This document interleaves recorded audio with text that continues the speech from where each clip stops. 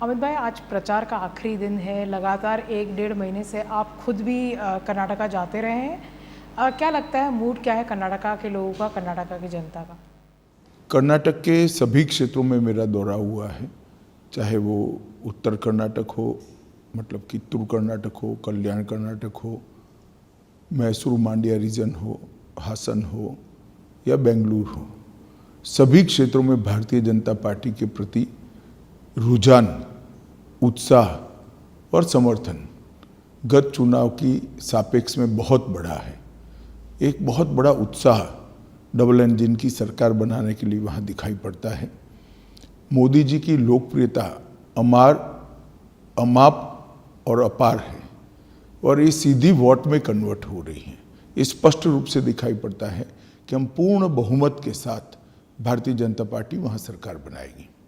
इस बार जो आपकी पार्टी ने टिकट्स दिए हैं उसमें खास करके युवाओं को मौका दिया गया है, नए लोगों को, बहुत सारे लोगों को मौका दिया गया है। ये किसके तहत, मतलब क्या सोच रही है? भारतीय जनता पार्टी हर बार बदलाव करती है, इस बार भी किए हैं और स्वाभाविक है युवाओं को मौका देना भारतीय जनता पार्टी का हमेशा से एक चलन रहा है और इस बार हमने जरा विशेष ध्यान दिया है। अगर हम बात करें चुनाव प्रचार की, तो हमने देखा कि प्रचार प्रसार दोनों तरफ से हुआ गया, पर जिस तरह की भाषा का प्रयोग किया गया अमित भाई, जिस तरह की लैंग्वेज का प्रयोग है, जिस तरह से स्तर गिरता जा रहा लगातार चुनाव प्रसार का, उसको आप किस तरह से देखते हैं? देखिए, मैं तो मानता हूं कि ऐसा नहीं करना चाहिए और कांग्रेस ने जब भी मोदी जी के खिलाफ इस तरह की विषैली भाषा का उपयोग किया है, उनको मुंह की खानी पड़ी है। इस बार कर्नाटक के अंदर भी इनको कर्नाटक की जनता जवाब देगी। एक जो सबसे अहम मुद्दा जो कर्नाटक में उभर के आया है वो है रिजर्वेशन का मामला। जिस तरह की बातें कांग्रेस के द्वारा किया गया है, उन्होंने कहा कि 75% हम बढ़ा देंगे रिजर्वेशन। उस पूरे रिजर्वेशन के मामले को आप किस तरह से देखते हैं? क्योंकि लोग कहते हैं कि आपकी पार्टी ने या आपकी सरकार ने 4% मुस्लिम रिजर्वेशन खत्म कर दी है। देखिए, 4% मुस्लिम रिजर्वेशन हमारी पार्टी ने ही खत्म किया है, सच कह रहे हैं, क्योंकि वो गैर संवैधानिक था। हमारे संविधान में धर्म के आधार पर रिजर्वेशन का कोई प्रावधान नहीं है। कांग्रेस ने अपीसमेंट की पॉलिसी के तहत वोट बैंक को कंसोलिडेट करने के लिए ये मुस्लिम रिजर्वेशन किया था, जिसको हमने हटा दिया है और मैं मानता हूँ हमने बहुत उचित कदम किया है। ये ठीक है, थोड़ा लेट हो गया है, परंतु ये हमारा जो फैसला है इस संविधान सहमत है। रिजर्वेशन विद इन रिजर्वेशन की बात करते हैं, एससी के रिजर्वेशन को हटाने की बात करती है कांग्रेस पार्टी, उसको आप किस तरह से देखते हैं? देखिए, रिजर्वेशन विद इन रिजर्वेशन हमने बहुत सोच समझ कर किया है। एक मधुस्वामी कमेटी बनी थी। मधुस्वामी कमेटी ने ढेर सारे डेटा का एनालिसिस कर कर, आबादी की संख्या को काउंट कर कर, उनके प्रतिनिधित्व को काउंट कर कर एक बैलेंस अप्रोच के साथ सरकार को एक सुझाव दिया था। उसके बाद में सरकार ने स्टेक होल्डर से भी चर्चा की है, चुने हुए विधायकों से भी चर्चा की है और समाज के आगेवानों से भी चर्चा की है, सोशल लीडर से भी चर्चा की। ये सब कर कर अनुसूचित जनजाति का जो आरक्षण है, रिजर्वेशन है, इसके अंदर हमने रिजर्वेशन के अंदर कुछ लिमिट्स तय किए हैं। तो रिजर्वेशन विद इन रिजर्वेशन है, वो कांग्रेस हटाना चाहती है, मगर मैं आज आपके माध्यम से बड़ा स्पष्ट कर देता हूं कि एससी में रिजर्वेशन में जो रिजर्वेशन है वो नहीं हटेगा और जो हमने तय किया है राइट के लिए, लेफ्ट के लिए और अन्य एससी के समाजों के लिए, वो जस का तस रहेगा, इसमें कोई परिवर्तन नहीं। पर जो सीतारामैया है, जो फॉर्मर चीफ मिनिस्टर रह चुके हैं, अगर वो कहते हैं कि 75% तक रिजर्वेशन हमारी पार्टी बढ़ाएगी, तमिलनाडु में भी हमने देखा कि मैक्सिमम 69% तक हो पाया। आपको भी मालूम है, उनको भी मालूम है, तमिलनाडु का रिजर्वेशन जो मैक्सिमम है वो सुप्रीम कोर्ट के जजमेंट आने के पहले का है और सुप्रीम कोर्ट के जजमेंट को उसको पर्याप्त बहस करने के बाद अपने जजमेंट के दायरे से बाहर रखा है।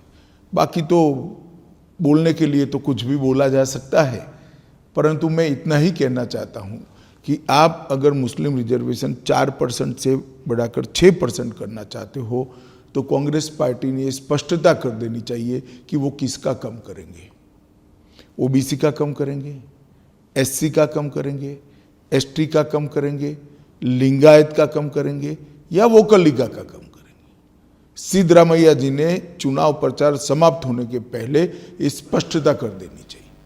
एक आखिरी सवाल मेरा आपसे रहेगा, आप लगातार दौरा करते रहे कर्नाटका का, वोटिंग होनी है 10 तारीख को, आपकी क्या अपील रहेगी कर्नाटका की जनता को? देखिए, मैं कर्नाटक की जनता को करबद्ध निवेदन करना चाहता हूँ कि विगत 4 साल के अंदर पहले श्री येदियुरप्पा जी की और बाद में श्री बसवराज बोम्मई की सरकार ने ऊपर नरेंद्र मोदी जी की सरकार के साथ रहकर डबल इंजन सरकार के सारे फायदे कर्नाटक की जनता को पहुंचाया है। पहली बार कर्नाटक का इंफ्रास्ट्रक्चर डेवलपमेंट, इरिगेशन और बाकी सारी ग्रामीण विकास और शहरी विकास की सुविधाएं irrespective of region pan Karnataka फैली है और लगभग 50 लाख लोगों को नरेंद्र मोदी सरकार के गरीब कल्याण के बेनिफिट्स पहुंचे हैं। मैं 50 लाख लोग जब कहता हूं तब 50 लाख परिवार होते हैं। ये बहुत बड़ा फायदा नरेंद्र मोदी सरकार के नेतृत्व में डबल इंजन सरकार का नीचे तक पहुंचे। मैं एक ही उदाहरण कर्नाटक की जनता को देना चाहता हूं। प्रधानमंत्री किसान समृद्धि योजना के तहत जब सिद्धरामैया जी की सरकार थी, नरेंद्र मोदी जी ने लिस्ट मांगा था कि कितने किसानों को प्रधानमंत्री किसान समृद्धि योजना का फायदा कर्नाटक में दे सकते हैं, इसका आप लिस्ट भेजिए। उन्होंने हमारा मजाक उड़ाते हुए सिर्फ 17 किसानों की लिस्ट भेजी थी। इसलिए उन्होंने लिस्ट इतनी छोटी भेजी थी कि उनको डर था कि अगर मोदी जी का हर साल चेक किसानों के अकाउंट में जाता है तो भारतीय जनता पार्टी की लोकप्रियता बढ़ेगी। जब येदियुरप्पा जी मुख्यमंत्री बने, फिर से लिस्ट मांगी गई। येदियुरप्पा जी ने 54 लाख किसानों की लिस्ट भेजी है और अब तक बोम्मई सरकार और मोदी सरकार ने मिलकर 54 लाख किसानों को 15,000 करोड़ रुपया उनके सीधे बैंक अकाउंट में ट्रांसफर किया है। इसी प्रकार से सभी स्कीमों का फायदा डबल इंजन की सरकार होने से ही कर्नाटक की जनता तक पहुंच सकता है। ढेर सारे इरिगेशन के प्रोजेक्ट, ढेर सारे इंफ्रास्ट्रक्चर के प्रोजेक्ट्स हमने शुरू किए हैं, वो पाइपलाइन में है, इसको भी पूरा करना है। अतः मैं कर्नाटक के मतदाताओं को करबद्ध निवेदन करता चाहता हूँ, मोदी जी के नेतृत्व पर भरोसा कीजिए। हमारी कर्नाटक की सरकार एक समृद्ध, सुरक्षित और सभी प्रकार से संपन्न कर्नाटक की रचना करेगी। यही मेरा आपसे अपील है। खूब मतदान करिए, कमल के लिए मतदान करिए। धन्यवाद।